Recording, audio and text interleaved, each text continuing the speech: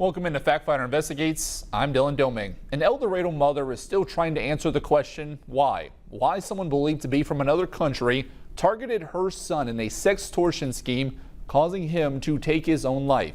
The FBI now warning of a rise in sextortion cases involving teenage boys. The boy's mother spoke with me to share the dangers that her son experienced and her mission to protect others.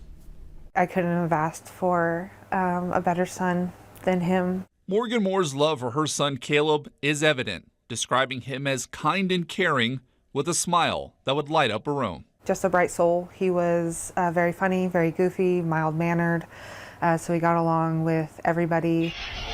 The oldest of 5 kids, at 6'4", he was excelling in football and wrestling, gearing up for his 8th grade year at El Dorado Middle School with a bright future ahead.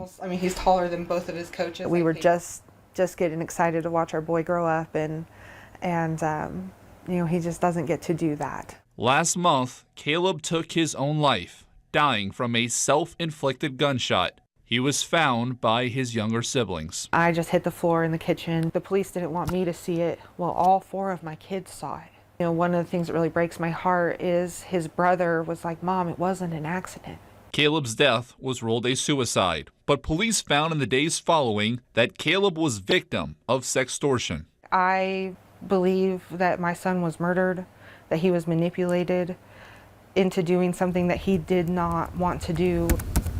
What is sextortion? It's when victims are tricked into sending revealing photos or videos to someone online and then are told to send money. These victims are blackmailed into following their demands and threatened that if they don't, those photos will be shared with their friends and family. He died terrified and scared and ashamed, and you never want to lose your kid, but to know that's how your kid felt.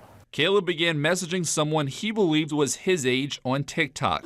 That quickly turned into exchanging numbers. Morgan says her son messaged this person for over a week. His mom had no idea. Whatever they said was cruel enough and threatening enough that it stole all the hope and joy my boy had in just 35 minutes. The FBI is urgently warning parents about sextortion. 14 to 17-year-old boys are the primary targets. In less than 2 years, investigators found more than 12,000 victims of sextortion.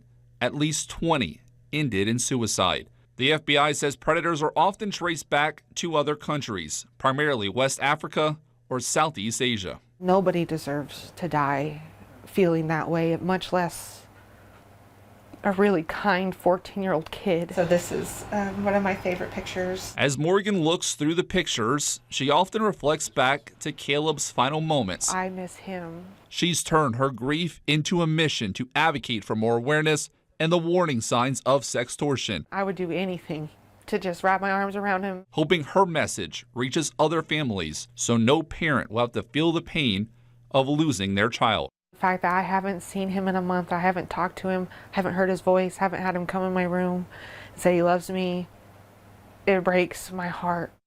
Caleb's suicide is being investigated by local and federal agencies. 2 months ago, the Department of Justice announced that 4 men from the Ivory Coast in Africa were arrested on criminal charges after targeting thousands of victims in an international sextortion scheme. Caleb's mother wants to see the same result in her son's case. She tells me she is now pushing Kansas lawmakers to make it mandatory for schools to teach internet safety and inform parents about the dangers of sextortion. Of course, that story was previously recorded, but after that story aired, we talked to an expert on tips to keep your children safe.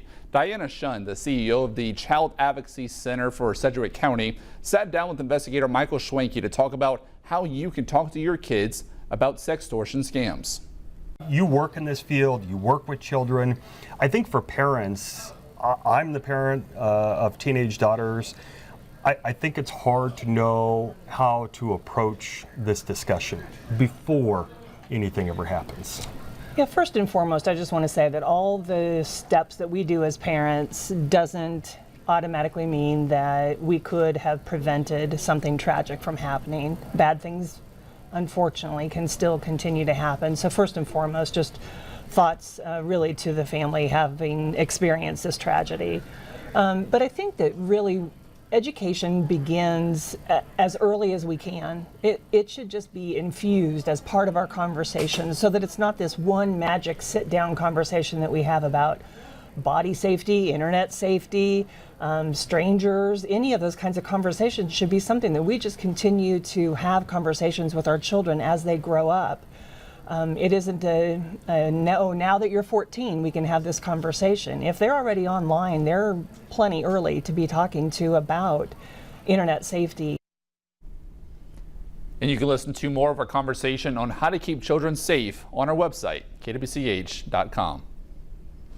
We have a Factfinder Don't Fall For It alert on a scam involving fake letters that seem to be from legitimate colleges and universities. A viewer sharing this image with us saying her grandson received this unsolicited letter from Butler Community College. The only problem, her grandson doesn't live in Kansas and has never enrolled at the school. The letter mentions student aid and pushes people to a link. The college says it's a scam. This serves as a reminder to always verify letters like this to make sure they don't involve fraud. Next week, the National Transportation Safety Board will hold a 3-day investigative hearing on the January mid-air collision between an Army helicopter and American Airlines Flight 5342. That collision over the Potomac River killed all 67 people aboard both aircraft. The NTSB has been investigating the crash since it happened back in March. Now, back in March, they released their preliminary investigation and issued recommendations aimed at improving air safety and preventing similar crashes. Next week's hearing will focus on better training for air traffic control, collision avoidance technology, and helicopter routes around Reagan Airport. Victims' families have been invited to attend to hear from the NTSB. That hearing will take place July 30th through August 1st. The account has until 6 o'clock today to be paid, or it starts coming up on the cutoff list tomorrow. I have to have power because I have a life-sustaining medical equipment. I'm worried about dying. So to come, we investigate why some electric suppliers are allowed to leave medically dependent customers without power.